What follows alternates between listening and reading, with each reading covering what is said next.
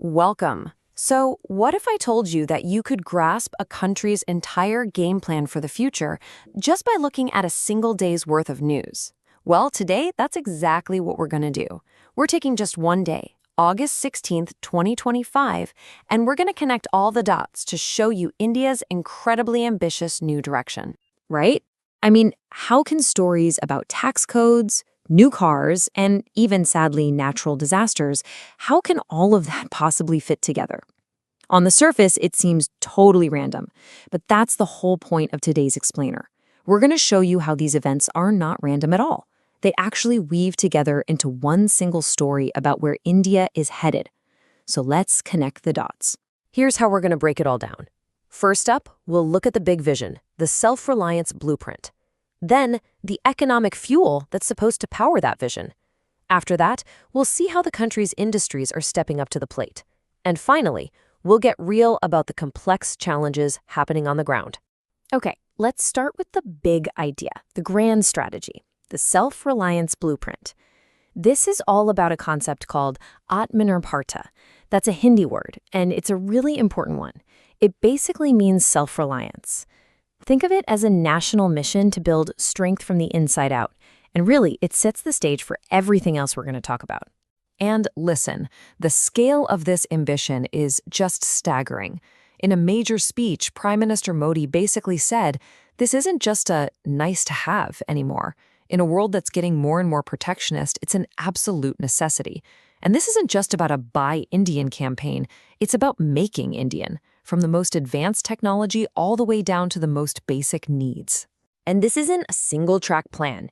It is a full-on, multi-front push. You've got Sudarshan Chakra for national security, a huge bet on homegrown computer chips for tech sovereignty, a massive drive for energy independence, and for the people, a gigantic job creation scheme, and a promise to protect the nation's farmers. It's a true top-to-bottom strategy.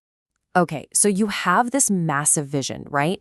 But a vision is just a dream without the fuel to make it happen. So how are they going to pay for all this? Well, that brings us right to our second section, the economy's double Diwali. You know, before you make any big move in your own life, you want a solid safety net, right? Some money in the bank. Well, for a country, that safety net is its foreign exchange reserves, and India's is massive. We're talking almost $700 billion. Think of it as the nation's giant savings account. It provides a huge cushion and the confidence to make bold moves from a position of real strength. And with that strong foundation, they're making a very bold move. The Prime Minister is calling it a double Diwali gift. What is it? A complete overhaul of the Goods and Services Tax, or GST. And trust me, this isn't just some minor adjustment. It's a fundamental rewrite of the tax code, designed for one thing: to light a fire under the economy. So what does this actually mean for your wallet? Well, for most common goods, the tax is dropping from 12% all the way down to 5%. For big purchases, think TVs, refrigerators, stuff like that, the tax could drop from 28% to 18%. Now, to make the math work, so-called sin goods like tobacco will see their taxes go up. But the goal is super simple: put more money back into people's pockets to get them spending and drive growth. So, the government has laid out the vision and hit the economic gas pedal.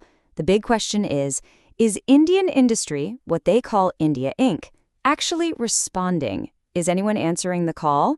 That takes us straight into Section 3, Industry's Global Ambitions. Let's look at a perfect case study, the automaker Mahindra & Mahindra.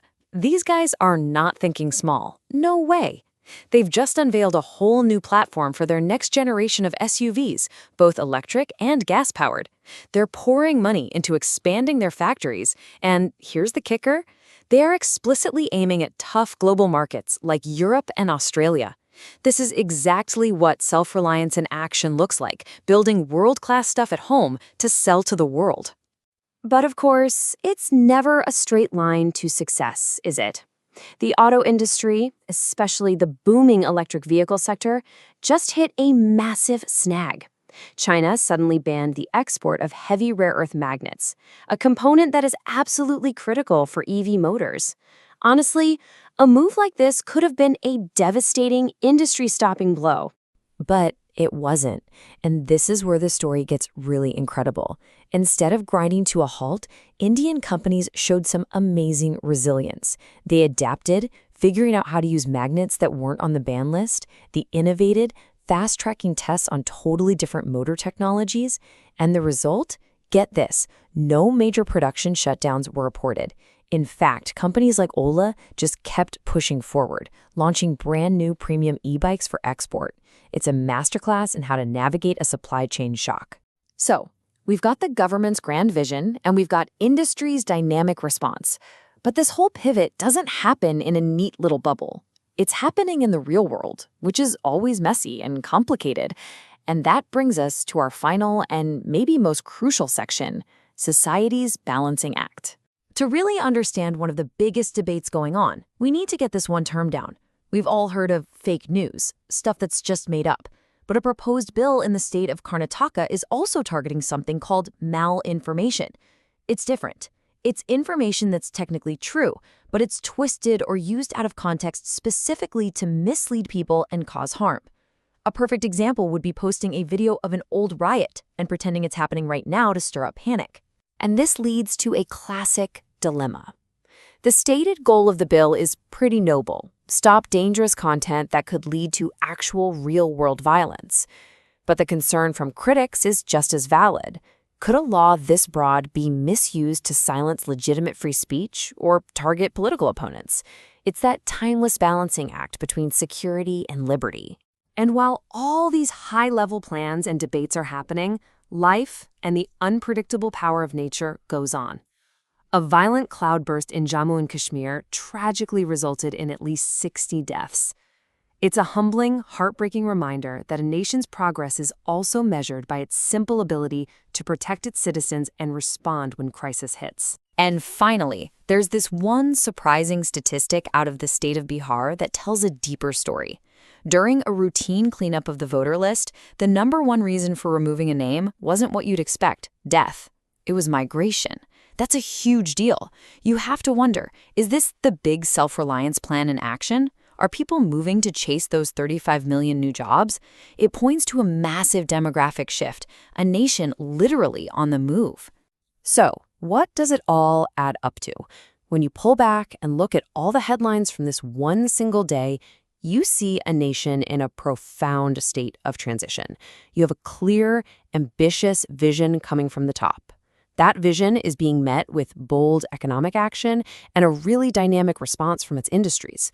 But all of this is unfolding within a society that's grappling with tough debates, natural disasters, and huge internal shifts. And all that leaves us with one final crucial question. As India pushes forward on this incredible path, trying to manage its ambitions and its challenges, what is the single biggest hurdle it has to overcome to make sure that the success of this grand pivot is actually shared by every single citizen? That's something to think about. Thanks for joining The Explainer.